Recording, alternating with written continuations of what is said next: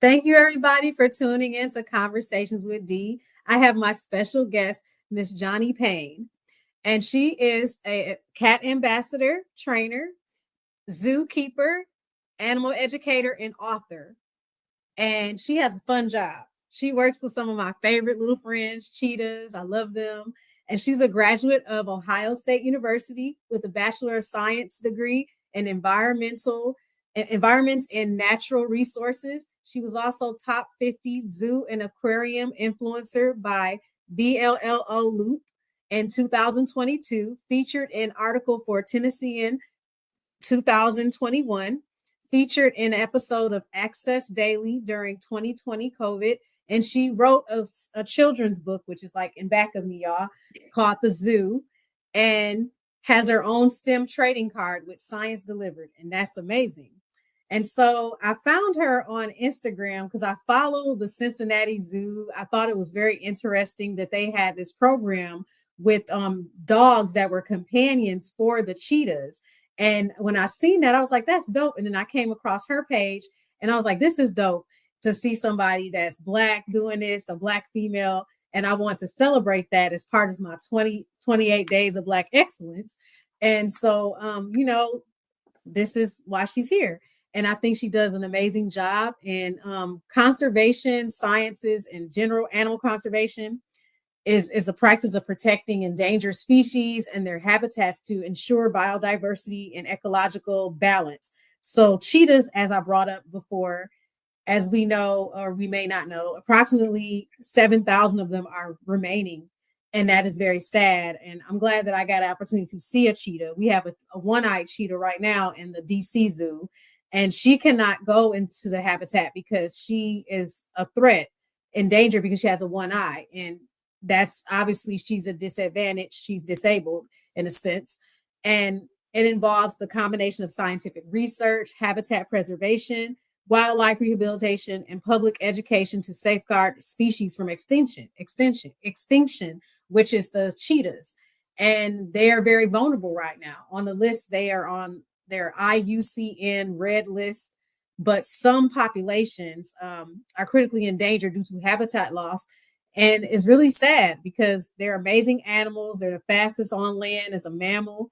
And I like the cheetahs. And out of all the wild cats or whatnot, the large cats, they don't have the biggest, largest roar like a tiger. They actually sound like a baby cat or a domesticated cat. So that's pretty cool. So it's not a lot of Black individuals in conservation sciences, animal conservation. So to have her here, that's exciting. And I want to celebrate that. And so thank you everybody for tuning in. And I have questions for her. I sent them to her ahead of time. I like to keep everybody, on point in terms of not surprise them with anything. So, yeah. How did your journey start? Yeah. So I am originally from Ohio, but not Cincinnati. I'm from the Columbus area. And like a lot of people that are in this field, I started out as a kid loving animals, but I never knew, I never really had the opportunity, even through school, to know what all the different fields were, which sometimes happens with anybody in any field that they end up in, or don't know about. So as a kid, I wanted to be a veterinarian, like a lot of us. And then as I aged, I was like, I don't think that's for me. And then I actually was going to school for something else at Ohio State. And I went to the zoo, to Columbus, to the Columbus Zoo, the summer before my senior year of college. Um, and we went to go watch one of the presentations where they have the ambassador animals.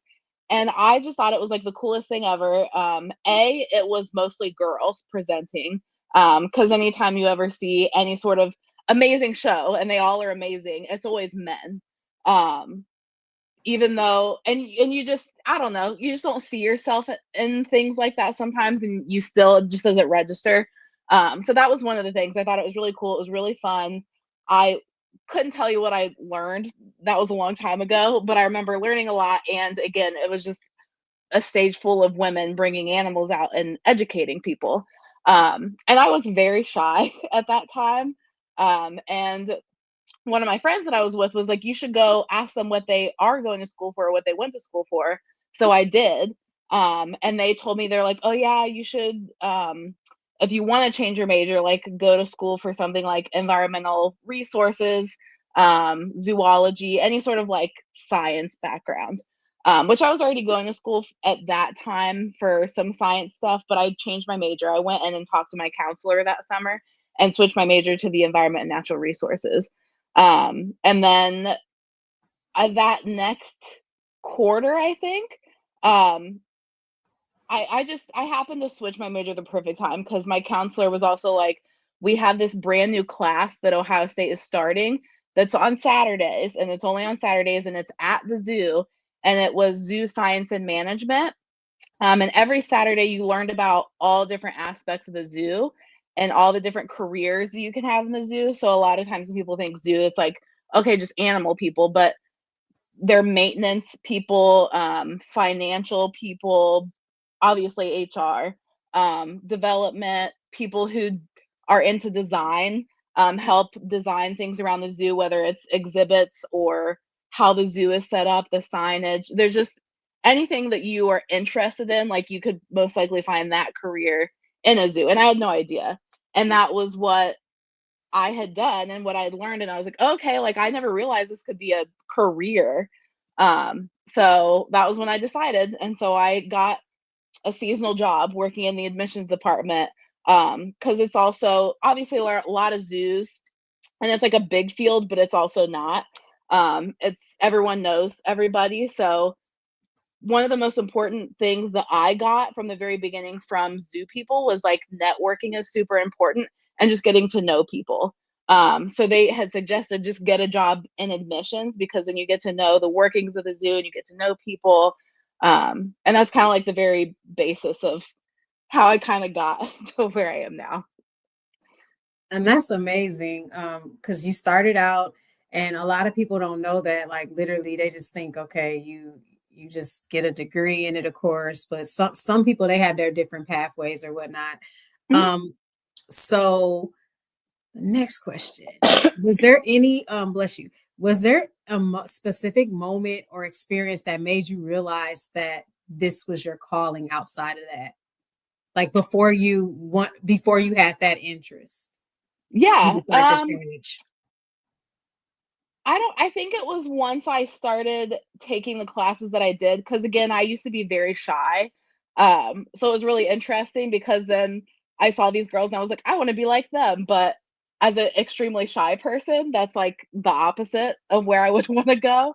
So it was really weird. It was very, very strange. But I don't think I really had that aha moment of also like I need to not change my personality, but like not be as shy was in one of my classes that I had to take. I don't remember what it was called, but the professor was her name is Sue Rashi, and she was just like the best teacher ever. And she used to work in the park service, which is even so becoming a zookeeper and working in the zoo field is very competitive. But if Mhm. you want to get into the park service, that's a whole nother level of competitive. So it was really cool to have a teacher who worked with the park service and did all these things. And we did do a lot of like environmental education in that class. Maybe that's what the class was. And I was like, okay, I had to stand up in front of people a lot more. And it was all based around animals and conservation. And we had to give presentations. And she brought in park rangers that were on the education side of being a park ranger and doing educational programs for us that she does for kids. And I think that was when it more so clicked. And then when I started my little part-time seasonal jobs at the zoo around the same time, I got an internship with the education department, which I'm very thankful for because it was another class that I was taking through Ohio State, and one of the like professor aides or something was the education director at the zoo at the time, and so she approached me and another girl and was like, "Hey, we're doing this brand new internship, and I would like you to be one of the people. Are you interested?" And that really kickstarted everything as well. Her reaching out to me, um, and that was when I first started having to talk to people out in a public space. And all of my one-on-one connections, I think, was when it really, really solidified that this is what I want to do. Because when you're able to talk to people who don't know anything about some of the animals that are at the zoo, including native wildlife that we have at the zoo, and talking to people, and seeing the connection and like the connections going off in their brain, especially with kids, I was like, okay, this is it. This is it for me. Because some of my, like, I think most meaningful times in a zoo is like talking to children and also realizing how much they love animals, and that like connecting with someone like me or someone else who is an adult that does this, I think also opens up their eyes and makes things like animals and the environment more special to them at that young age. Hopefully that answered the question. Yeah, that was great. So that is amazing because like literally with children with animals, a lot of people with children, so some people have, you know, different things going on, and with animals, they help them. And so like, you know, identifying them, being able to see them, like sensory, that animals help with sensory with children. To everybody out there that didn't know that. This was mainly for them because we know this. For the most part. So with the next question. So what was hold on. Ooh, did I put that? So you work with 3 little girls, the cheetahs. So Kiara or Kiara, Zola, and is it Lola? Lulu. Okay. Yeah. So sometimes we're like Zulu, and we're like, oh, yeah. no, Lulu. We combine their names a lot on accident. So what happened to their mother? So the Cincinnati Zoo has a cheetah breeding farm, the Mass Farm, that's about 45 minutes away from the zoo. And it's a breeding center where they breed through this SSP is what it's called, which is the species survival plan. So their mother, is still out at the Mass breeding center. Okay, good. I was like, I hope she didn't die, because like sometimes they you know, because this is another fun fact. I never knew this, but I thought all the wild the animals, the cats, I thought they all got along with one another, but no, they they eat one another. And I found out like that they'll like snatch the cheetah babies. I'm like, oh, and cheetahs are naturally solitary, especially the females. But we do have, so usually when cheetahs stick together, it's called a coalition, and it's males. Because out in Africa, they're a bit bigger than the females, but they're also slower. They can't run as fast, so they're not going to necessarily be as successful at catching animals as a female is. But if they're together, it helps with breeding because there's more of them. They can secure a territory a little bit easier, and they can take down bigger animals. So like a cheetah it's not going to waste its time on like a zebra. That's too big. A several 100-pound animal they're not built to take down big animals like a lion or a leopard or other bigger animals that we have here in North or South America.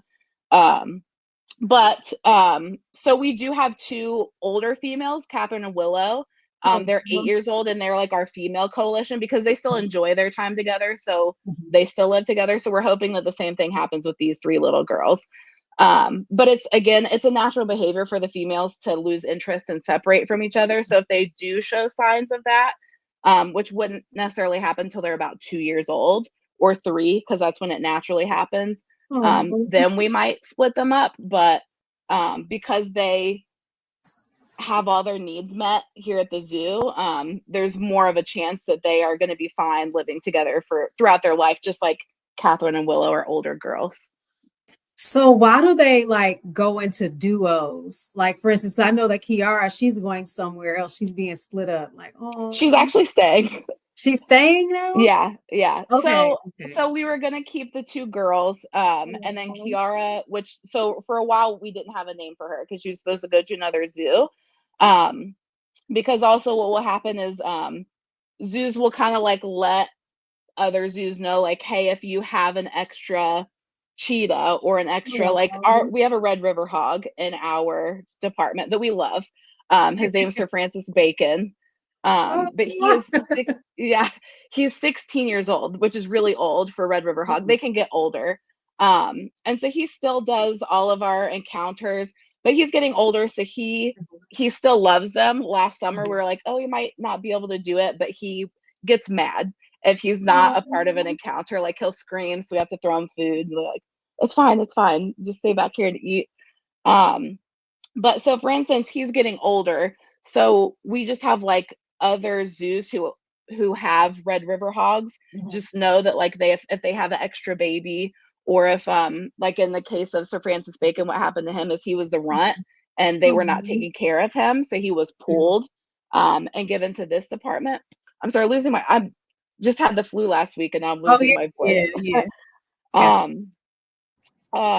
Like, they know, like, okay, if we do have this situation, Cincinnati would like a Red River hog. So it was the same thing with the other zoo with the cheetah. But it just ended up, we found out 2 weeks ago now that she was staying with us, which we're obviously excited because the three of them get along so well, and we love Kiara, and she's a little princess. And Kiara actually means princess in Swahili. Yeah. So the other two, they're staying too? Sorry? So the other two, Zulu, Zola, Zola, and Lulu, and Kiara, all three are staying. Yeah. So one of the other reasons that we were going to send her is that we have a running program. We run them here at the zoo. So the other thing is, like, this is not going to be an issue for a whole decade. So, like, it's not a problem now. But if you have a bunch of cheetahs reaching an older age all at the same time, then you have 3 cheetahs retiring from running all at the same time. Is like part of, like, why it was a good plan to send Kiara. But again, she's staying, so it doesn't matter. And in 10 years they'll all be retiring at the same time, but that's a problem in 10 years. And so everybody that's watching, cheetahs have spots. They don't have there's a difference between cheetahs and leopards, and people will argue me to death about it. I said, no, cheetahs have spots. Like these, so these are cheetahs. Oh, y'all can't see them because I have the thing up. So, but my background is a cheetah thing, because I was very specific. Like, so I had a birthday cake and it had leopard. I said, that is not the cheetah. Cheetah is supposed to be cheetah.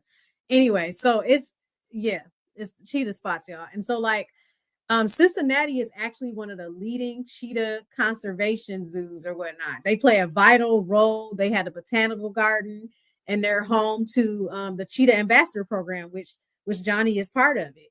And where there's cheetahs like Chris, Rosie, and Bravo participate in public education to inspire conservation efforts. And then San Diego Zoo Safari Park is one, and then Smithsonian Conservation Biology Institute is one too. So that is how they're making sure that they have the breeding programs, the education, the funding, research for the cheetahs.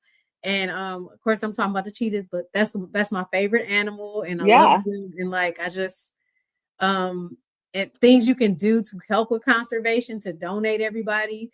You can you can go to local zoos, sanctuaries. You can choose sustainable products and reduce single-use plastics. So when you're going and throwing stuff outside, which you should not be doing, and it gets across an animal, that's not good. You're gonna harm the animal. They're not gonna be here for us to see them.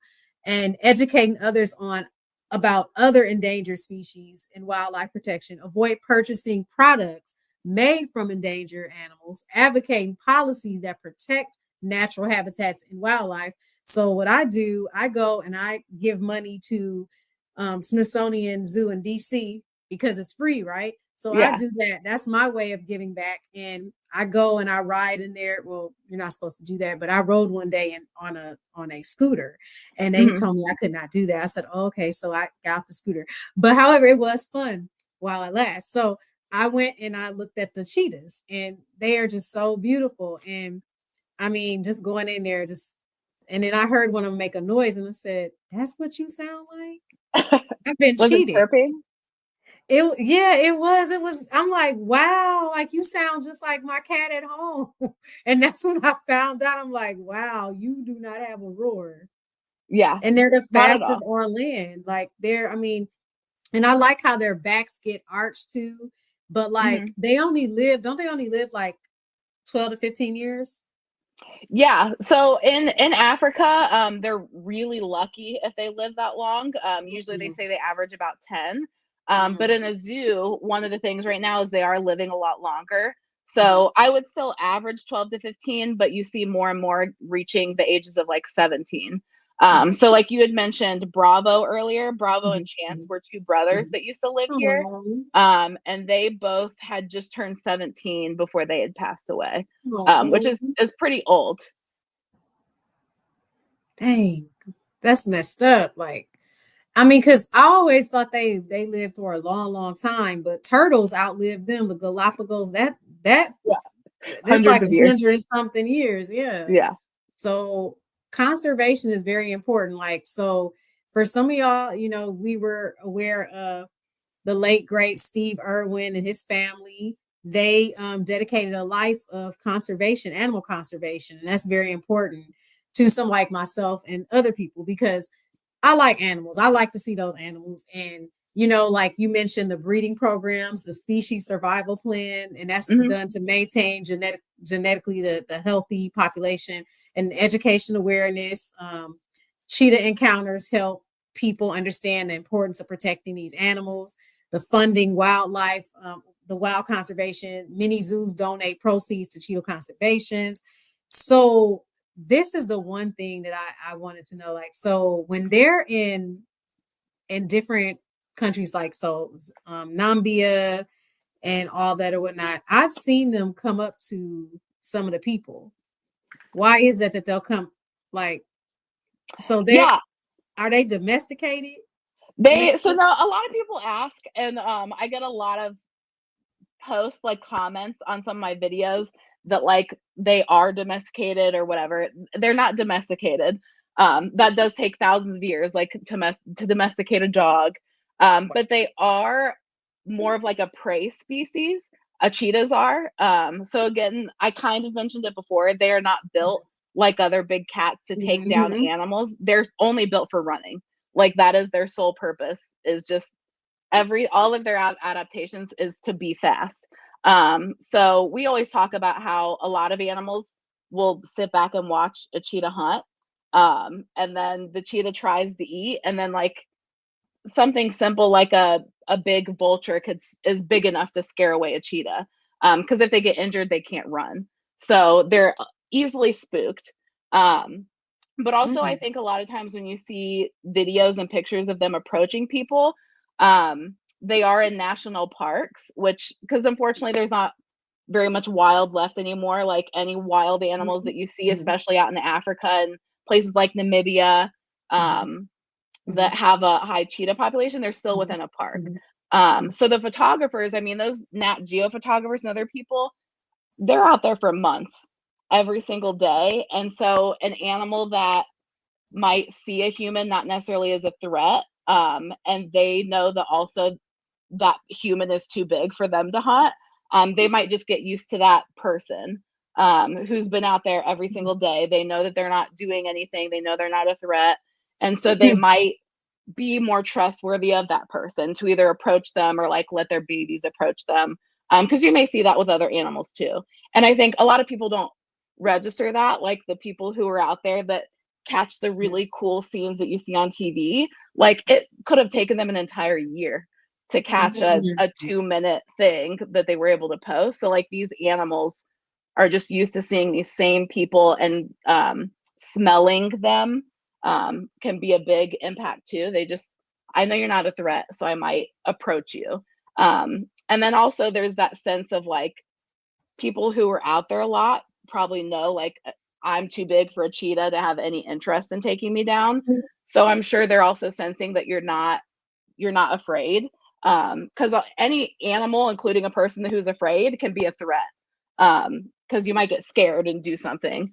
But I think that has a lot to do with it. They do act more like a prey species, but they also may just see that person out there every single day, or they see those um, vans that come through with this for safaris, and I'm sure they somewhat recognize some of the drivers who are out there every day, and they know like when I see these Mhm. people, they've never been a threat, so I can approach these things because I know nothing bad is going to happen to me. And their tongues are hard too, just like the regular cats, like very abrasive. And is that what? Why is that?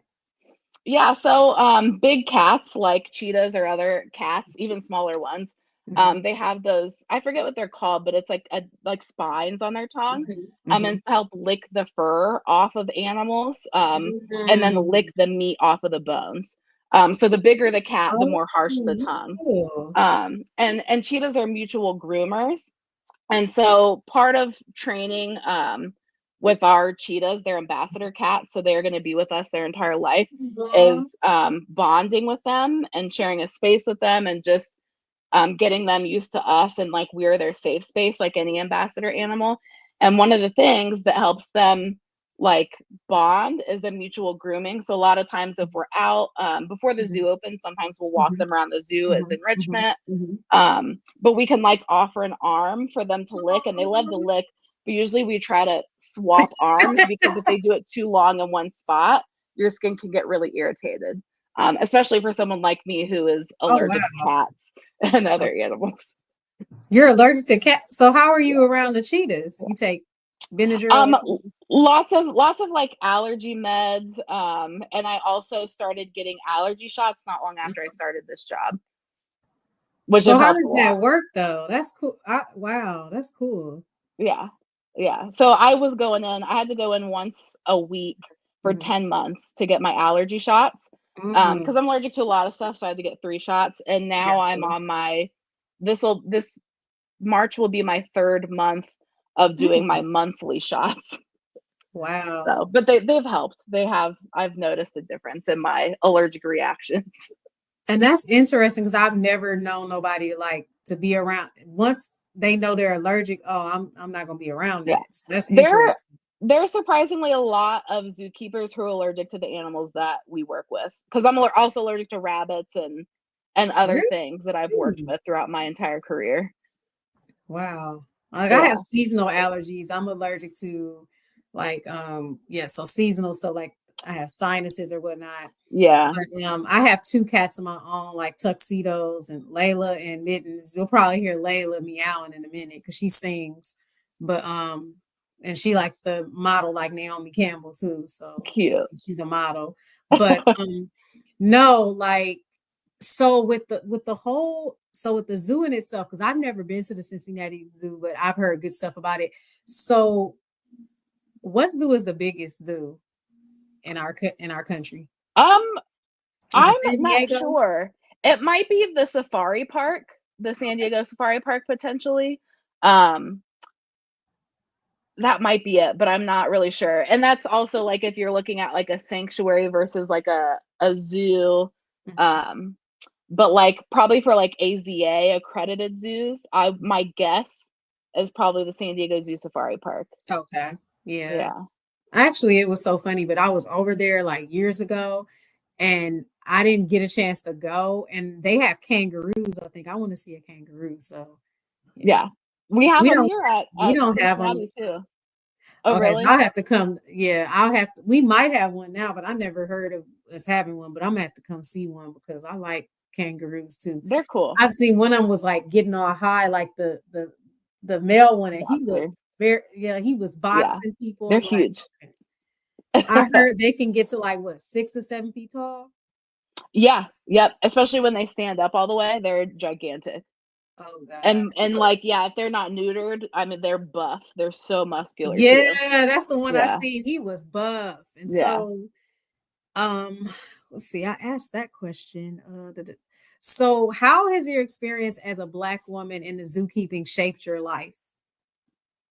I think that it's been interesting.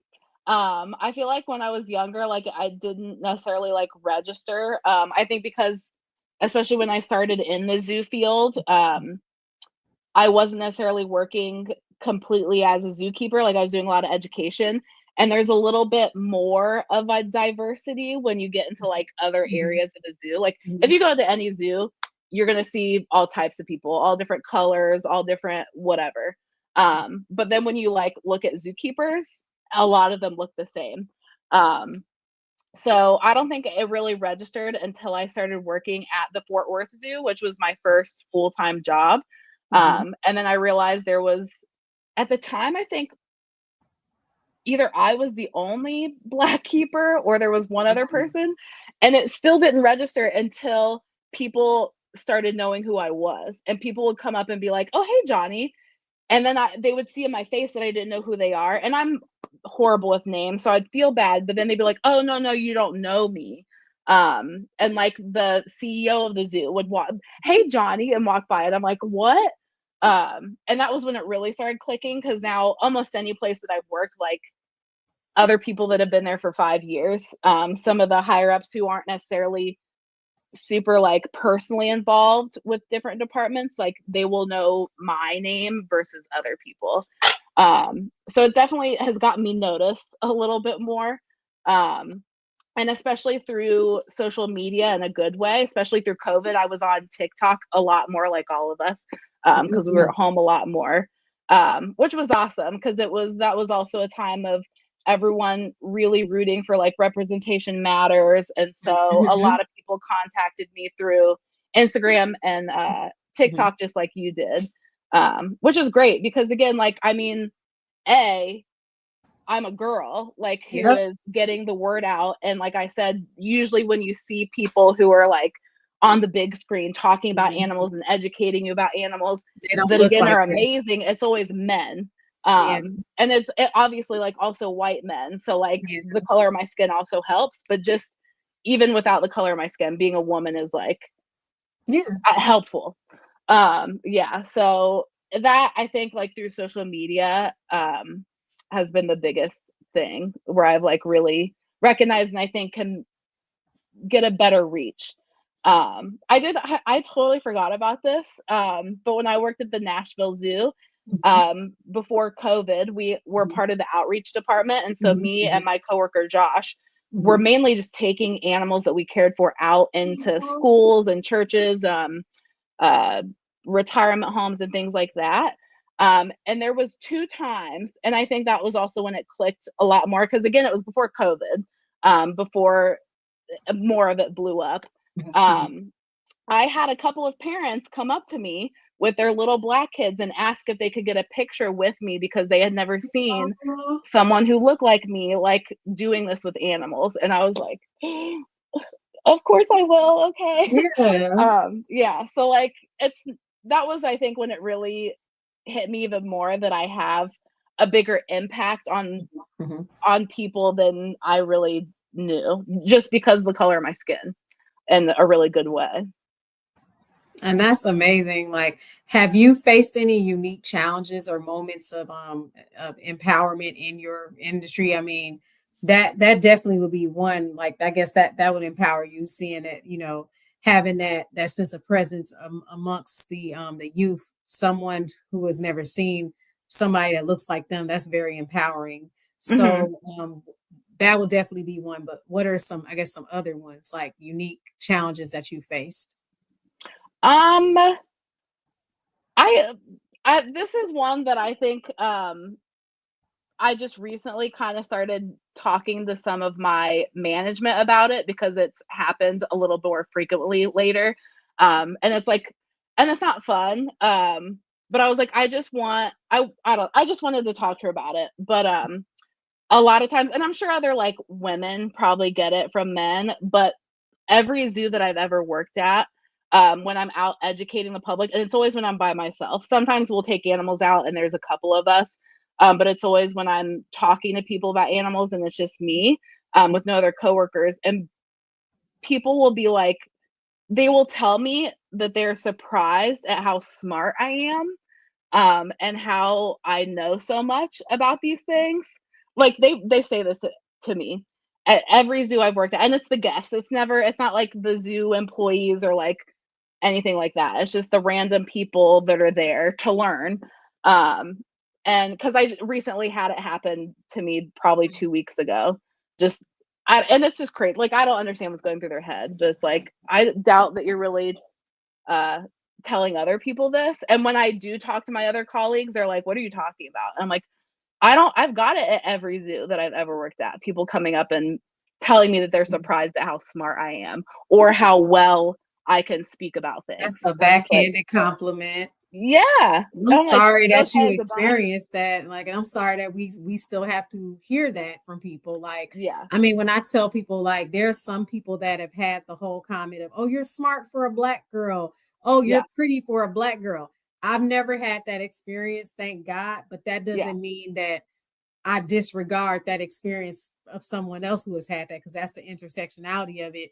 And it's horrible that people have experienced that, mainly like people that are darker complexion, they have had that happen to them, like, "Oh, you're smart for a and I'm like, that is a Yeah. backhanded compliment. That is not cute. And then I guess, like, growing up in Flint, Michigan, so I'm born and raised there, right? My grandmother, she's from Arkansas. She always told me, she said, "Don't ever let nobody touch you. You are not a pet. You are not an animal." They would come up Hmm. to you. I'm like, don't do that. Yeah. Oh, your hair, I don't care. Don't Yeah. touch me. Don't touch me. Like, Yeah. yeah, like, and people are like, "Why?" No, because I'm not a pet. I'm not an animal. And Yeah. people, that is their norm, but that is not, just because that is your norm does not make it right. Right. And that is very unfortunate that you had to experience that. Like, literally, like, I'm Yeah. sorry that you had to. That is just hurtful, and that's another reason why, like, for me doing what I'm doing or whatever, the 28 days of Black excellence, which is going to be pushed out to March, because a lot of people didn't answer. So Yeah. they want to get celebrated, I guess. I don't know. So that's okay. So there's other people that want to be celebrated too. So that's okay. We'll push it out, because we kind of got cheated in February in a sense with a lot of Yeah. things, if you know what I mean. So that's Yeah. okay, because being Black is every day and Black Yeah. history is every day. So Yeah. that's awesome. But yeah, it's really sad in 2025 we have to hear these stories where people are, the microaggressions that we experience as people of color. And it's very unfortunate, and it's disheartening, because why on earth would you ask somebody, say, "Well, I'm surprised that you know this." Yeah. Hello, And I there's the think it's like the internet. level that I Hello, talk there's about things. research. Yeah. Yeah. I mean, It's I've been wild. called an Oreo my whole life.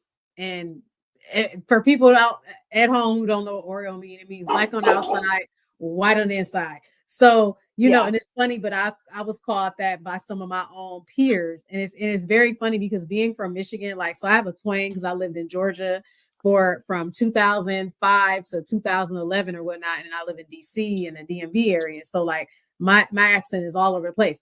But at the end of the day, like, growing up in Michigan, you have the properness, the sound in your voice, and like everybody all talk proper for the most part. But I Yeah. didn't speak Ebonics, or I didn't speak, certain things or whatnot.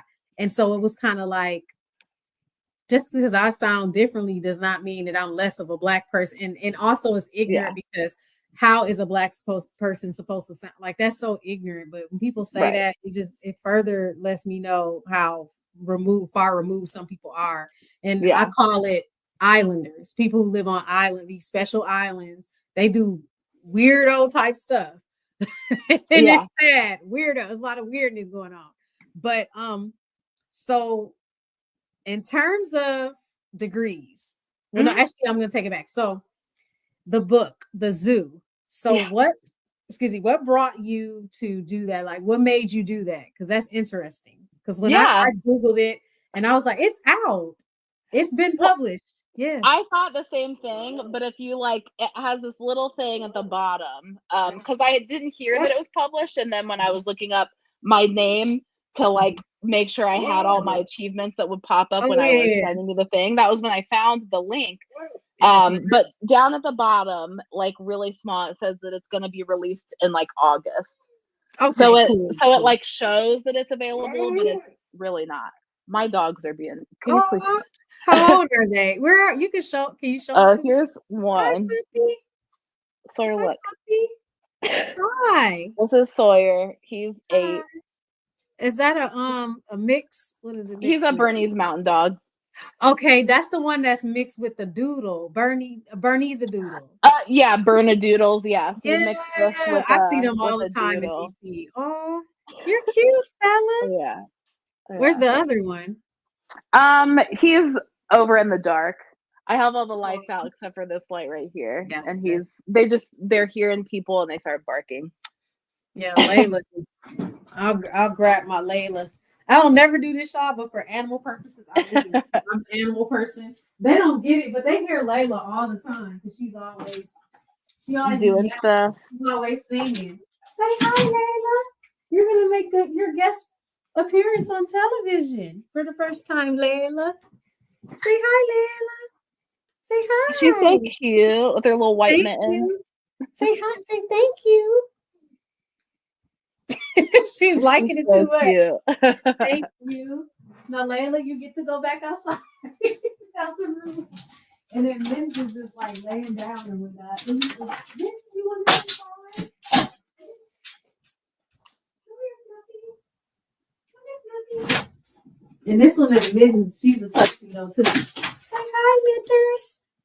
Say hi. Oh, so cute. A little bit more fluffy. Thank you. Oh yeah, I call her Fluffy all the way. Say hi, everybody, Winters. Hi. She's so cute. Thank you. She's 9 and Layla is 8. Okay. Layla just got fixed.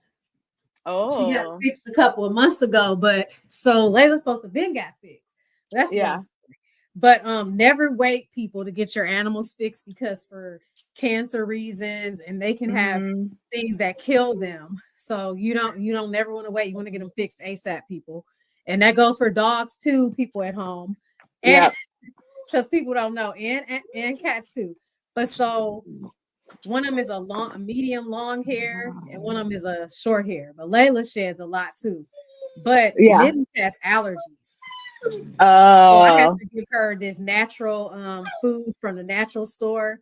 And it's been working. She's been in remission from her allergies for like since 2019. Oh wow. So thank God, yeah. Because she gets this thing where she was like peeling her feet. That stopped. So and then so I'm giving her like wet food and I'm mixing it with the dry food because when they get older, that food at the store is not really good. Like the commercial food is not really good for our animals. That's what I found out. Yeah. Because it's cheap, but and it has a filler in it and stuff. Yeah. So speaking of food, so like, okay, what do they eat? What do the cheetahs eat? Yeah, they eat our cheetahs eat a sorry, they're being so annoying. They eat raw beef. It's like a ground beef, but made for felines. And it's a brand that makes food for zoos. So it's not just like beef that we would eat. It still has a lot of the organs and things like that in it. And then we also get beef heart that we cut up. So it's really interesting. So they will order like a pound from the commissary and they'll give it to us every morning. And so it's really cool sometimes because you can see the blood vessels and like the aorta, but we cut it up and those are like treats for some of our smaller cats and the cheetahs. The cheetahs can be really picky eaters. So some of them hate the beef heart. So we only give it to a couple of the cheetahs and then mostly the small cats. And then they get a bone day. They get a horse neck bone once a week. And then they have a prey day where they get a frozen and thawed rabbit once a week as well. Not the rabbit. Yeah. They get so excited. Wow. Do they have like any fruit? No, they're obligate omnivore. So like they can only survive off of meat. But I mean, like for enrichment, we might give them something. And like our youngest one, not including the cubs, Rosie, she's 2. Sometimes we'll give her like a piece of produce and she'll take it and she'll like bite it, but she always spits it out. And that's the one that had the companion dog, right? Daisy was her companion dog. Yeah. It was so cute to watch them because like Daisy was a little short, like blonde. She was the black one. Remus was the blonde one. Remus was the blonde. Okay. Yeah. Because I found I was like, oh my God, like that is so cool. And so Daisy is what, like 2 years old now? Daisy and Rosie are 2, and then Chris and Remus are 5. Okay. Yeah. And then like for water, like how often do they drink water? They always have water. Cheetahs, like other cats, aren't big drinkers. It's really good. Rosie loves to drink water, so we're constantly filling up her water. but so she doesn't have an issue with it. So a lot of times what we will have to do, Mhm. and that's why it's important sometimes, like, feed your house cat wet food, because sometimes they don't get as much water as they Yeah. should. Sometimes we'll put water, or we'll dump some of the extra, like, blood residue from the meat into their pan, so that Mhm. way they, like, drink it while they eat their meat. Yep. So yeah, so, like, it's not normal for them to drink a lot, but Mhm. luckily, again, Rosie, she loves to drink. That So sounds like my cats that are my house cats. So I give them goat milk too for their nourishment, and they love mhm. it. I put in the chicken and the broth as well. And so Yeah. like another fun fact for y'all. So cheetahs are from phylum Chordate. That means they are vertebrates. They are vertebrates. So you got invertebrates and vertebrates. I took zoology. I was going to be a zoologist. I was going to be a veterinarian. You couldn't tell me nothing, y'all. But however, I don't like people dying. I don't like to see animals die. And if I can't save something, that's going to be a Yeah. problem. That's So why I didn't I wanna be a was, vet. yeah, that's why I couldn't do it. And I was always the cutter in the zoology class. So I did the worm. I didn't do the bunny. I wanted to do the bunny, but I heard the bunny was kind of hard. Mhm. And I did the piglet. I did the crayfish. I didn't like Yeah. doing the fish because you had to take scales off. Some people got to do the octopus, but I heard Oh, wow. like it crawled or so. I don't know if it was Maybe the somebody might have made nerves. that up. Huh? I sometimes, like, the nerves will still, like, move around. Yeah, Yeah. yeah. So I did the lamb's lungs where we had to blow in the straw. That was in like the what, sixth grade or something. I think, yeah, we Mhm. did that. And then the eyelid, yeah, we did the eyes in like the fourth grade. I mean, and That's so cool. I was always, thank you, I was always cutting because Yeah. nobody wanted to cut. So Yeah. check this out. The rule of thumb was if you were a cutter and you didn't do, you have to tell me what the organs. No, I was doing that by myself too. I'm like, Yeah. yeah, so I'm just doing this all by myself. And then I Yeah. was a lab tech too, so I got to set the animals Oh, up and that's all of that, cool. and it was cool. And so, like, yeah, they thought I was gonna, be pre-med and all that. Yeah. No, it's all good. I still like my animals, Yeah. but just doing it, like I remember, just like certain things. I didn't like the formaldehyde smell, whatever that Yeah. was. It was like, ugh. Yeah. But yeah, some people got to do the kittens. I heard Yeah, that I was kind of never hard did. though. Yeah. I didn't get to do the kittens, but yeah. Yeah. And so people are like, "How did you do that on a?" I said, "So my stomach is pretty good, I guess, Yeah. because I was doing the cutting, but it was interesting because I wore gloves and all that. But it was like, wow, I'm cutting on an animal, and then I had to do the cut, what is it? It's a Like the wide main cut. one. Pull it, Yeah. To pull yeah, it open. yeah, to pull it open. And I Yeah. was doing all of that, and I was just like, so this does this, and so this, and I was handing the other people. They were like, I said, you're not gonna throw up. Stop. You're being extra. So no, I was like, here's the heart. Yeah. And so like people would be like, oh my God, like you're having too much fun with it. I'm like, yeah. But So it's it interesting. was interesting, like just to see that. And then um so back to the phylum. So yeah, you have the invertebrates and the vertebrates. So we are vertebrates, by the way. We have a vertebrae, everybody. So you have the orders. So we are from phylum Animalia. We are mammals people, which means that we are warm-blooded. Mhm. And well, no, you know this already, but they don't know this. People, Yeah. I'm speaking like they don't know this. Yeah, So yeah. some of y'all might notice at home, some of y'all might not. But so whales are the largest animal in the sea. I think, yeah. And on land, it's the fastest is the cheetah. So what's the largest animal on land? Elephants. Oh, that is right. Yeah, the elephants. Yeah, Largest Dumbo, land animal. Yeah. Dumbo. Yeah. So yeah, and we need to stop killing them too, people. Mhm. So you have the lungs, you have like the different organs, you have the different functions. So I talked about zoology. So in terms of degree, is a degree in biology or zoology the best route to go for this field? Really, really anything like that, like biology, zoology, environmental, Mhm. um, Sometimes you get some like primate people, went to school for psychology. Um, every once in a while, people who do like what I do, like where they do ambassador work.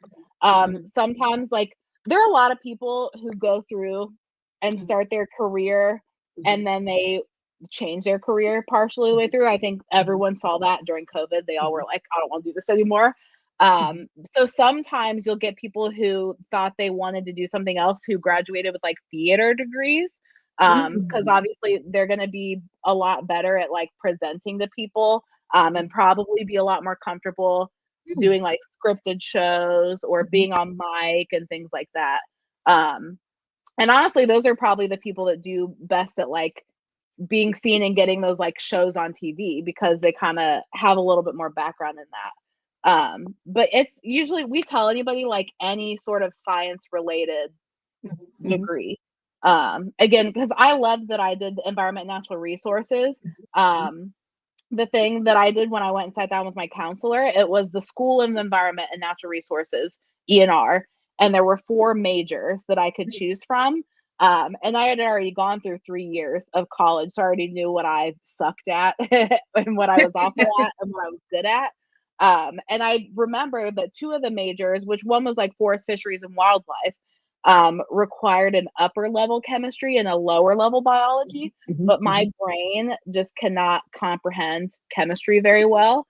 And so 2 of the other majors that were available had Mhm. upper level biology and lower level chem. Mhm. So I always tell people, I mean, you can go sit down with your counselor and look at what am I interested in doing as a career. Mhm. There's Mhm. not one specific path. There's not one specific major that you need to do to like get into whatever career it is. It might be able to fast track you, but like everyone goes about things their own way and you got to do what you got to do to like get through Mhm. and also enjoy your time in school. Yeah. So I tell people if you have the ability to like all of these different majors or routes can get you there, look at the classes that you're going to have to take because if there's one class that you know that you are going to like that might be make it or break it, like look at another route and look at again what classes that you think would be a lot of fun to take. Um, so yeah, so there's not like any specific thing. There are like if you know without a doubt that you want to be a zookeeper, there are a couple of schools that you can get an associate's degree specifically in being a zookeeper. Like one's the Moorpark College in California. And I think that's the one where you the zoo, it's the teaching zoo, and it's I think only open on the weekends, and so you Mhm. get that hands-on experience as a zookeeper, and you take all the classes relating to animal science and environmental things. Again, that's what I was saying before. The major that I did, like with environment and natural resources, I got to learn about ecosystems and conservation and we had a forest fisheries and wildlife class. Even though I didn't know even though I knew that I didn't want to get into like Mhm. fisheries and forestry, like Mhm. it's still really important to know when working in the zoo field or with animals or the environment anyway. But yeah, but that school is like one, for instance, that like that you could do, and it's only a 2-year degree. Um, and they also do like a week long shadowing thing. So like Mhm. I think next month maybe we have a Moore Park student that's going to come shadow our department for a week. Mhm. So you get your hands-on experience, but you also get to go to another zoo around the country and like shadow them for a week, which is really cool. That's interesting. So I think okay with the book, what led to the book? Because we were talking about it, but Yeah, yeah, we had segued into the uh, publishing. So it comes out in August, everybody. So we yeah, will be purchasing the book because this is the book y'all need to purchase for y'all children. it's cute. Please for anybody in general. I collect books, so I'll be Okay, getting it. So yeah, I yeah. support people. So make sure y'all go get the book. The publisher reached out to me. So again, like people find me on Instagram and That's TikTok, good. and they're based in the UK. And they sent me like a couple of samples. They were like, "Hey, we were interested. We want to know if you were interested in like writing this book. Here's a couple of samples." And it was just like a couple little pages. Like if you go to the website, you can read, I think, 2 of the pages from my book. One was called the airport and one was called the hospital. And they just find someone that's in the field, and then it kind of focuses on all different aspects. So like the person who wrote the hospital, I believe, is a doctor, and the person who wrote the airport is a flight attendant.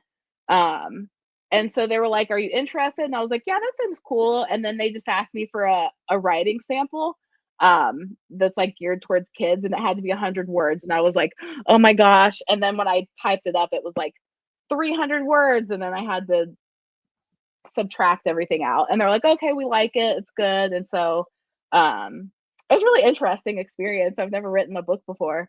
And so we've been working on it throughout the entire year, and working with the illustrator, which was fun.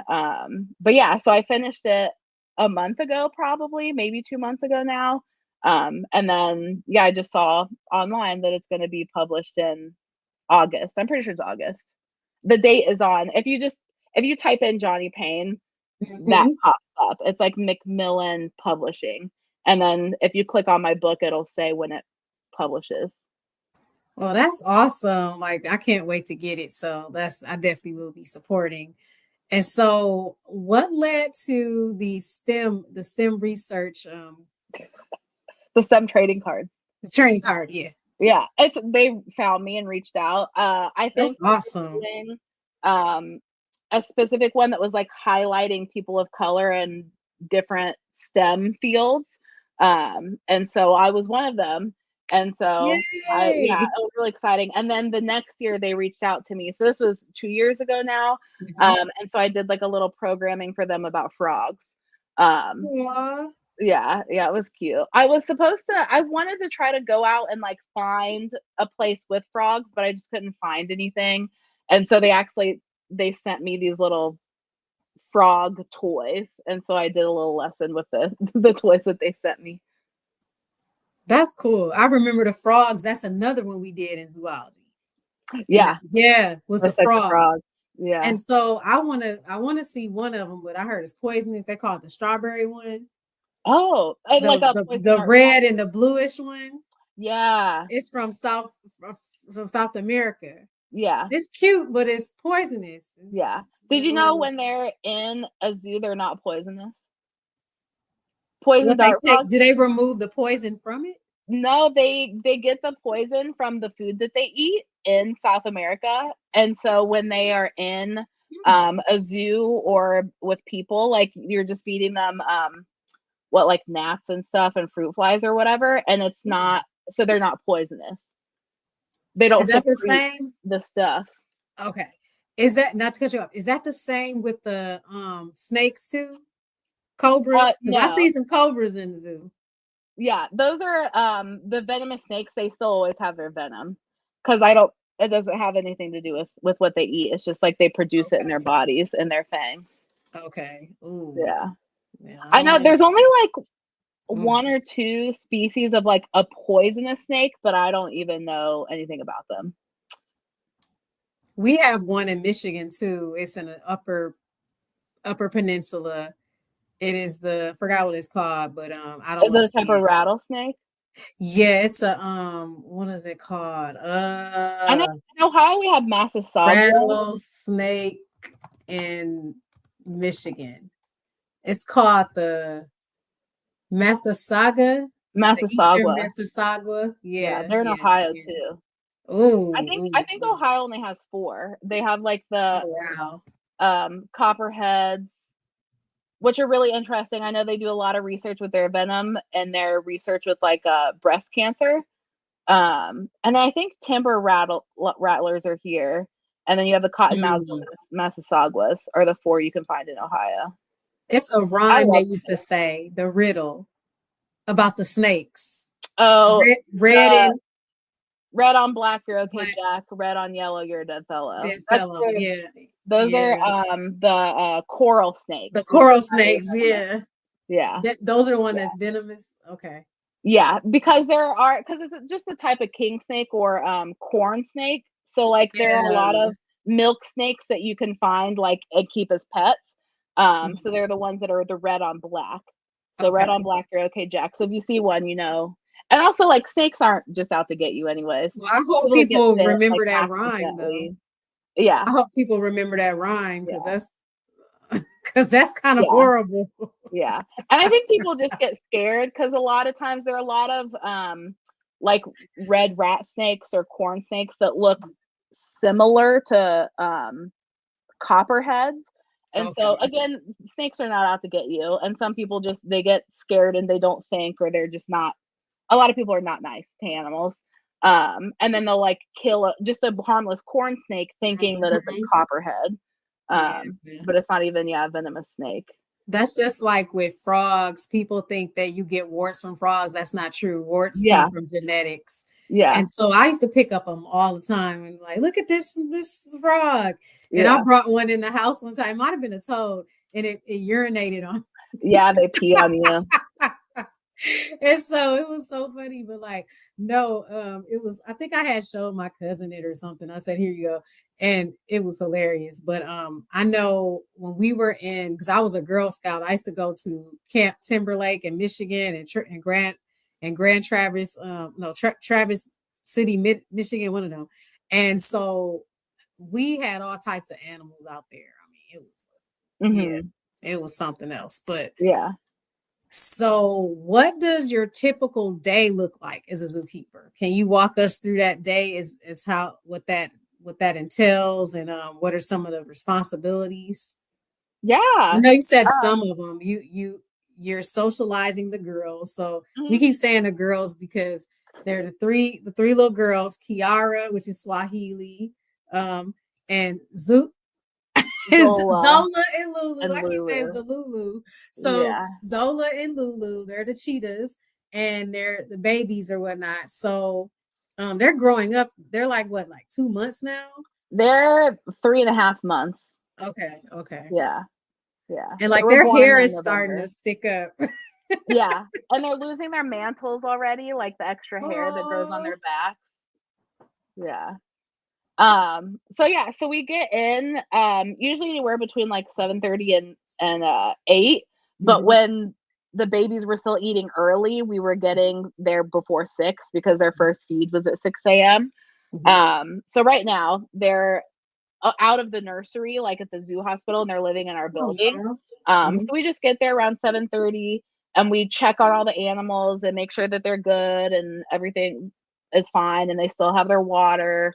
Um, and then we'll usually have like a little morning meeting to kind of go over what is going on for the day. And then we make everyone's breakfast. And so right now we also, because we're socializing the babies, before we start really doing anything, once we check on everyone and feed the red river hog, because if he knows you're there in the morning, he will scream until you go give him breakfast. He He's like, makes you noises. yeah, he's screaming. I'll have to send you. I took a video one time. We were outside. He was screaming. Oh. So it's just a video of the ground, but you can hear him. So like he's like a dog. Like they're very intelligent. Like he knows what time it is. So it's like around lunchtime. He starts to scream if you haven't fed him. And we usually feed out like around 3 p.m. Sometimes a little later. And recently at 2:30 on the dot, he just starts screaming. He's like, "It's time to eat. Give me food right now." So after we feed the pig, we let the cheetah babies out into like kind of like our office space where the kitchen is, and where we congregate. And so they just run around and do whatever they want, and they poop everywhere because they don't poop overnight for whatever reason. They like wait until we get there. Mm. Um, so then we're like trying to find it all everywhere. And we make everyone's breakfast, and then we feed everyone out, and then that's when if we don't have any like programs or anything, we spend the whole first part of the morning cleaning. And we have like schedules for days that like certain enclosures and things get deep cleaned, with like a better cleaning agent. Um, and so we'll do all that, and then we do any training that we do throughout the day. A lot of the animals, especially like if they're learning something new or if like a procedure is coming up where we're working on a behavior to make that procedure easier, like we might do that training session like multiple times a day. Um, and right now we usually try to we're socializing the babies. So we spend a lot of time with them, but they also as ambassador cats. And again, as I mentioned, they're more like prey animals. Mm. So it's important that like they know that we are a safe space for them, but also we can go other places and those places are also safe. So we take them to different places around the zoo. They don't have it's too cold. But they also haven't had their rabies vaccines yet, which they get, I think, Aw. this week. So they just can be in indoor spaces. So we'll take them to like the zoo has this brand new big elephant exhibit, and so part of the area has this indoor event space.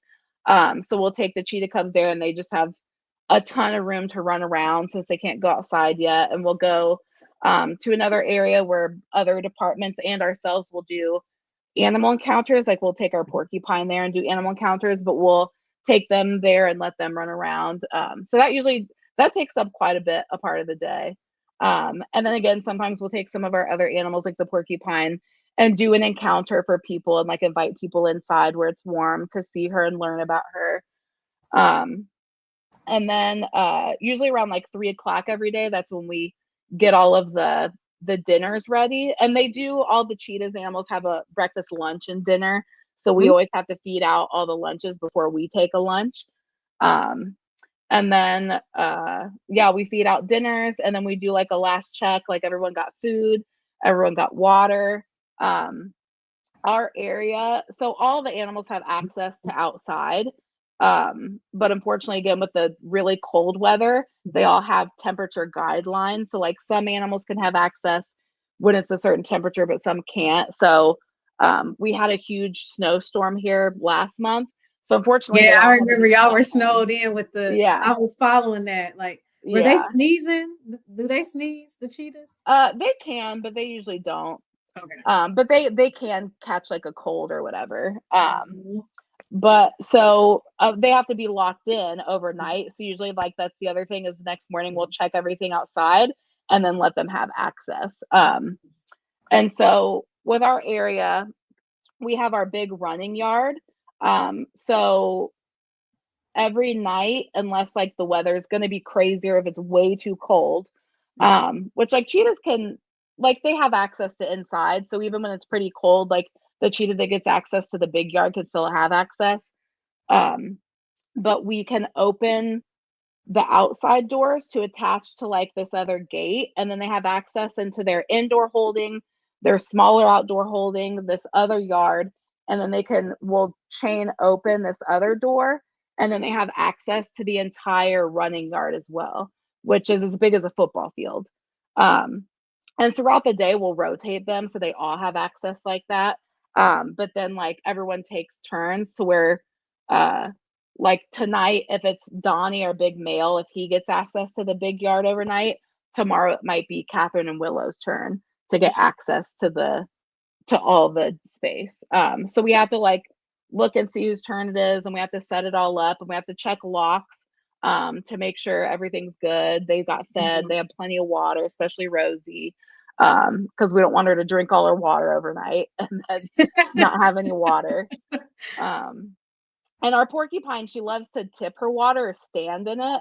So we usually like have to Wow. really make sure that she has water, so that she's not going all night without any. Do they like ice Um, in their water? The cheetahs? uh, no, but we do give them ice blocks sometimes, especially in the summertime. Sometimes they don't care about it, but sometimes they will play with it. Sometimes it's just regular ice. Sometimes we'll pour some of that blood residue in it, and I like to call them blood sickles. And they usually really like to lick those. And sometimes we'll put like some of the beef heart or like cut up fish in it. And then for some of our herbivores, like the pig, even though the pig can eat anything, him and like our porcupine will freeze blocks that have like blueberries and produce or what the other day we had some sort of flower. I can't think of what it's a hibiscus tea Yes. flowers. And so Yes. we I made like love raw those. hibiscus Yeah. tea ice cubes for her, which she really liked. But yeah. but they'll lick them for a little bit and then they kind of get bored. Mhm. So with the porcupine, does it make a noise? The porcupine? She, yeah, she like grunts sometimes. She'll go, she'll either do it one day I went and like I was checking the big side of the hallway. So like our big side is where all of our female cheetahs live, the porcupine and the pig. And I walked by and she was like grunting at me and she's not super vocal. And I was like, Mm. what is she doing? And I walked back by and she grunted again. And so I looked and I was like, I don't think she got fed yet. So I went and looked in the fridge. Because that's the other thing. Last thing we also do is like look at the fridge and make sure everyone got fed. And her food was still in there. And I was like, oh, she's never like told me that she didn't get fed before. But they can grunt a little. And then the type of porcupine she is, she's a crested porcupine. Bless you. They have these hollow quills that kind of look like straws at the base of their tail, and they can shake it and it sounds like a rattlesnake. And so it's like a way to deter predators because it's scary sounding. Do they So throw their sometimes she'll do quills that. at people? Do they Sorry? throw their quills at people? The They porcupine? can't. That's a myth. Okay, Yeah, yeah. their quills are just hair. It's modified hair. It's made out of keratin, which is what our hair and our fingernails are made out of. So the quills just mostly kind of feel more like our fingernails because they're hard. But what they can do is piloerect their hair. So just like your cat or dogs like raise their hair up on their back or their tail, porcupines just do the same thing. They just raise the hair up, which are just happen to be quills. And then like porcupines like her, they can rattle the quills at the base of their tail and it sounds like a rattlesnake. And they're really fast, like they can turn really quickly. And so what they do is like an animal like her who lives in Africa, if a leopard is not leaving her alone, they can run backwards. They can run just as fast as they can backwards. They can run backwards as fast as they can forward. But they'll just run back and like stab the animal in the face or the paw or anything like that. But yeah, That's they like can't dogs. shoot their quills. So that's why dogs, like it was this one movie, I forgot what it was. Homeward Bound. I forgot with the porcupine. It got the dog. Was it the Homeward animal? Bound. Yeah, Homeward Yeah. Bound. It got Spike. Yeah. Spike was Yeah. the one dog that was like very, I forgot, he was something else. The And there the was white and Golden black Retriever. one. Yeah, yeah. Yeah. So he got a porcupine. Yeah. Well, and so that's the other thing is like Yeah. North porcupines that are native to North America and South America, their quills are different than porcupines that live on the other side of the world. And I think the reason they get so many quills and it's hard to pull out is the porcupines we have on this side of the world, their quills are serrated and or hooked.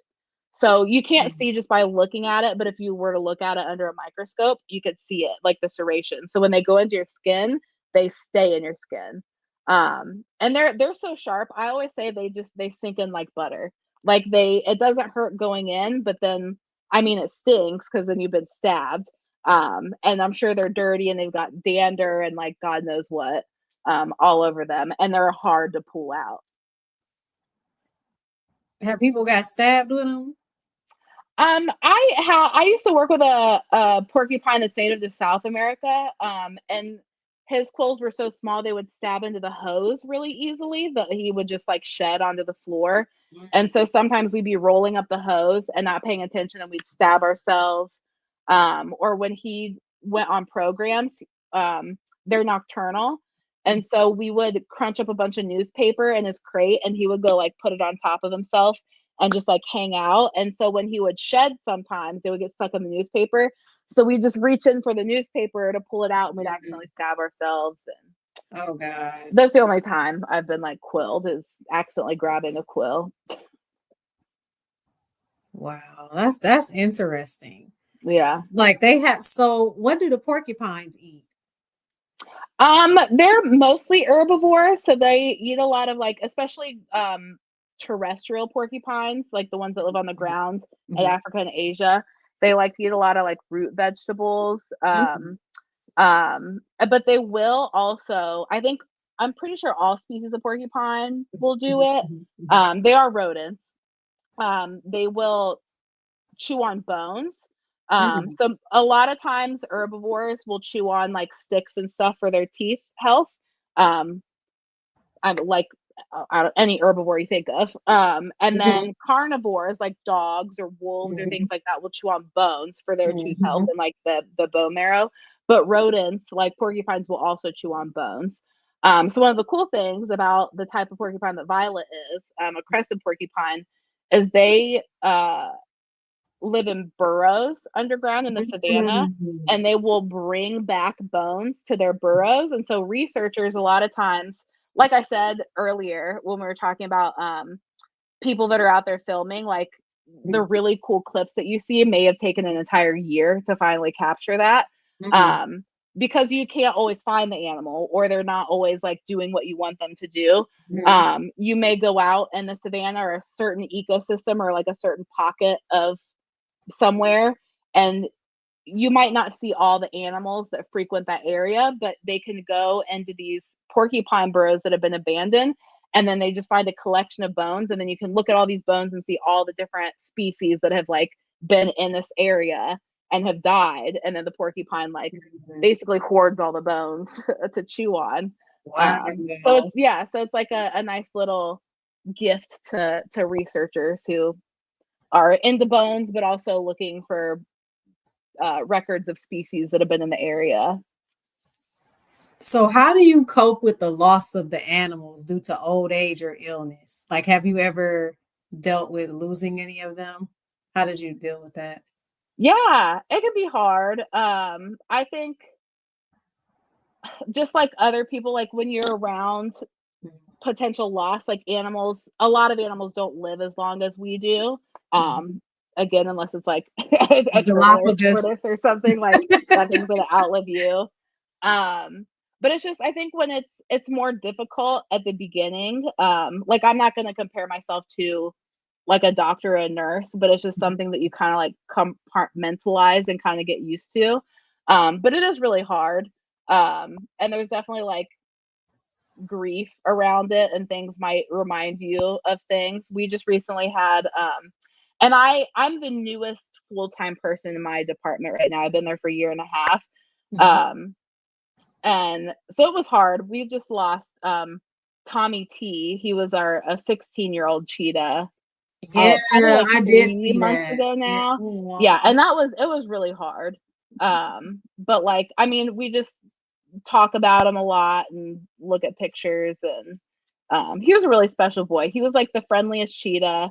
Oh, Because he's so friendly and like uh easygoing, he was the first cheetah that I started like really working with to get that experience working with cheetahs, because he just like, oh, a stranger? I don't care. Like, I would love to lick you. We can go on a walk. Like, we can do whatever. Um, and he also, if you, it always makes its rounds all the time. Nat Geo, it's probably been like 10 years ago now, came to the Cincinnati Zoo. And I think it was like the cameras that they used were not even like out yet or something. It was wild. And it was the first time they filmed a cheetah running in slow motion. And mm. so one fun fact is the girls were too fast. So the only good footage they got were of the boys. And so there's one video that makes its rounds, and it's a 60-second video, so it's 1 minute long, and it's of Tommy T running for 1 second. Which is so you can like I think it was also like the first time, because it's the first time they could get the slow motion video, you could see the muscles working in the entire body and the legs, which they've got obviously serious muscles in their legs to be the Mhm. fastest mammal. Um, but one of the cool things is cheetahs, they're so fast they get about 4 strides per second. And so in that video, you can watch him cover almost like 4 full strides in that 1 second of video that lasts for an entire minute. So it was really cool that that's like a cheetah that I got to work with is in this Aw. famous video. And then earlier you talked about Bravo. So there's Bravo and Chance, who I never got to meet. They were 17 when they Aw. passed a few years ago. Mhm. But they also got video of Bravo. Mhm. Um, and because it's not Geo, like anyone can use, like purchase that footage and use it. And so some of my coworkers, back when the second Jurassic World movie came out, they're watching it. So like in Jurassic World is at the end, they get released out into like everyday world. So at the beginning of the second one, it just covers like what life is like. And it shows a lot of animals, like current day animals chasing down dinosaurs. And so there's a clip in the opening scenes of a cheetah chasing down one of the little dinosaurs, and that is Bravo from the Cincinnati Zoo that Nat Geo had caught on camera a few years ago. But they didn't know, so I guess they were in the theater and they like freaked out because they're like, "Oh my god, it's Bravo!" But yeah, it was really cool. So I don't know. So sometimes, like especially recently, that videos have been popping up not long after Tommy has died, but it just like I don't know. It's to the point where I just like I'm so happy that I was able to work with him. Um, and again, it's just I think I've been in the field for a decade, and so I've also gotten used. Like it's never easy to lose an animal, but I've been through it enough that it doesn't necessarily affect me like it used to. But you still have your animals that touch you in different ways, and it's still a very different experience when they pass away or get sick. Did you know that he was gonna go? Like, did y'all prepare him for the Rainbow Road? Yeah, he was getting older. He was starting to have some issues where he needed to be put on steroids. Oh. But then when he was on them, he was like, I'm actually only 8 years old, and he was just running around. So they tried to kind of wean him off, but we started to see like any old animals, like they have incontinence issues. Like he was like peeing on like when he was just laying down. And it's great because like we have a great vet team that you can sit and talk with, and talk through these things and like the quality of life. And so again, he was almost 16 at this point. And we're like, well, yeah, like animals and people shouldn't be on steroids long term, but what is long term? And he's almost 16. So like, can he just be on steroids until they don't work anymore? And so they did that for a while. They just upped his steroid dose to what it was. And he was doing well, but then it just his quality of life just started to decrease. And so we all talked about it and that it was time, and he lived a really good, happy life. And he just was like, he was the loudest purr as well.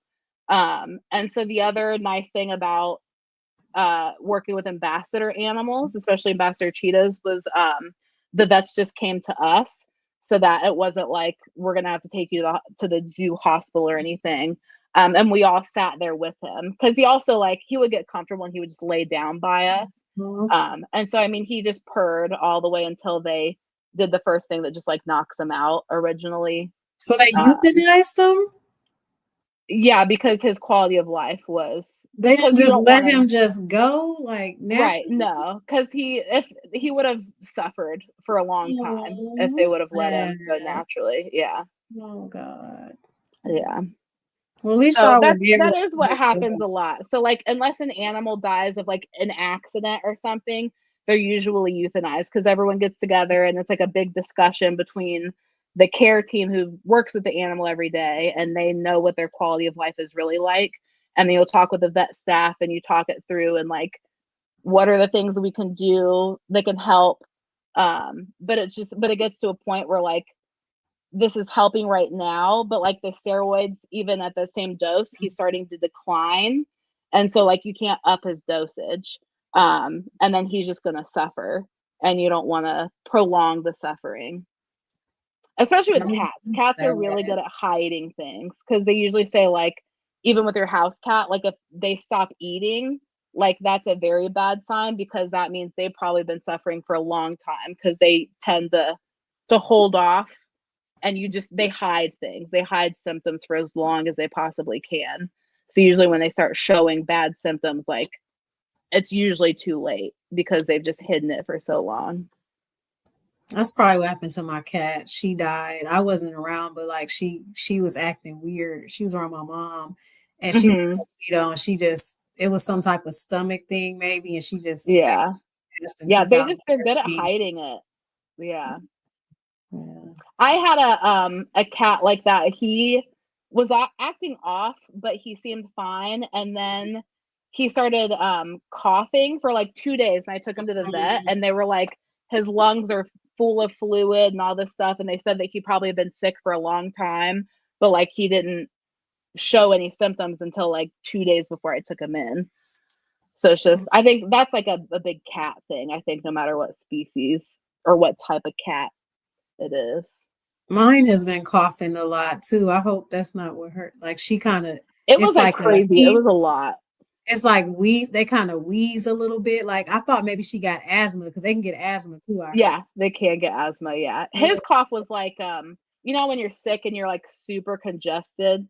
That's what his. It was like a very deep, and it, like there wasn't really any wheezing or anything like that. Okay. It was, yeah. Wow. So have you developed any personal or professional ways to honor the animals you care for? I think just sharing their stories online and through social media. And a lot of times like people will get tattoos of animals that we really liked, and then it's like another conversation point. We have this really nice we had an intern that would make bracelets for us. But there's this woman who frequents our zoo a lot in the Columbus Zoo, and she loves taking pictures, so she hangs out a lot with the zoo's volunteer photographer, so we see her a lot. But like we had one cheetah, Red, who passed away when I was newer. And so she actually she made us these. I think she's made most of these, but she made us this little bracelet for us that had his name on it. And so these are all animals that I work with. And she's made most of these. But yeah. So if you could trade places with any animal for one day, which one and what would it be? I really like red pandas a lot. So I'd say red Those panda. Are cool. Yeah, because they like thrive in a cold environment. Which I don't thrive as well as I used to in the cold, but winter is my favorite time of year. So I think if I like could be built for winter and just like spend the day in a tree and people bringing me bamboo and my favorite snacks on a snowy day like now, I would love that. I think I will be either a cheetah. That's why I come a cheetah or a fox. Yeah, foxes are sly. It's around in the Maryland area. I've seen a couple of them. We got some coyotes too, and then we've been having a lot of black bears appear. One of them actually was around like maybe 10 miles away from me. Yeah, it just like came. It just came out nowhere. Yeah, I mean, because they don't have nowhere to go because they keep building these apartments. Yeah. So and then there's the Canadian honkers. I love those. Like, actually, I took some of those when I was in school. I was going to take them to get an extra credit A, but my mom stopped me. And I wanted to keep them. And she was like, no, you can't do that because that's the equivalent of somebody taking you from me. And so the mama was like, it was flying over me. And she was like, that bird gonna get you. I said, no, it's not. It know better. I ain't trying to do nothing with the birds. I'm just trying to get my extra credit A. I'm going to give it back. And she's like, no, you need to put those down. And I was like, oh my gosh, I'm putting them down. But it was so funny because it was messed up. Somebody went and like drove and ran through a whole bunch of them. And they got a felon. They got a felon though, as they should have, because they're protected animal. And they just, they're everywhere. Like I call them my little friends. You'll see them everywhere. The Canadian honkers, like you'll hear them like, like, they'll be doing that like all the time. And so like, you'll see them out by the monuments, by everything. You'll see them in the parking lot. Those things be everywhere. And we have some horses. It's called there's Horse Island in Virginia and in Maryland. They're Mustangs that somebody took from Spain and they come out. And so those are some beautiful horses. Somebody decided to jump on one. They got a felony for that too. Crazy. Because they're protected by the parks. And so it people don't realize you're not supposed to feed them animals either, but they'll like take your food at the beach. I mean, this is my thing. If I'm at the beach and and the animal comes over and takes my apple, I'm not gonna trip. I'm gonna let them take my apple. Yeah. But I'm not gonna argue with the animal. But yeah, no, they showed one taking people's food and like making noises, and it was getting on his hind legs, acting the fool. And that's some of the crazy. people were like, no, you need to give me my food back. And I'm like, wow. What are you gonna do? Yeah. Wow. It was very telling because it's like, what did you expect the animal to do? It was supposed to do that. So, but it's just hilarious. It's some of the sightings that I've seen of like different, like I've seen possums, because people are very mean to possums, but they actually help the environment. They help the environment. Animals. They kill the different animal, the different bugs. So yeah. And I've seen like different what is it? Not squirrels, but chipmunks. There's some black squirrels here too. They're very friendly. They'll come up to you. So one of them used to sit on my window and I would feed it. So yeah. I remember being in DC for my 8th grade trip and seeing all the black squirrels everywhere. And I've encountered some deer before when I was jogging over in Rockville, Maryland. And one of them was like this close to me, and I just looked at it and did that, and it just looked at me or whatnot. It looked like it was a doe. Okay, yeah. I think it was a doe. I don't think it was a buck, but it just looked at me, and I was like, okay, And then there was one outside at this house I used to rent, and I would like feed it sometimes. So yeah, and they would come back, but yeah. Yeah. But everybody, thank you for tuning in, and make sure you grab the zoo. What does it say? The inside story. The inside story in August, and these are her social media platforms: Facebook, IG, YouTube, Zookeeper Jawnie.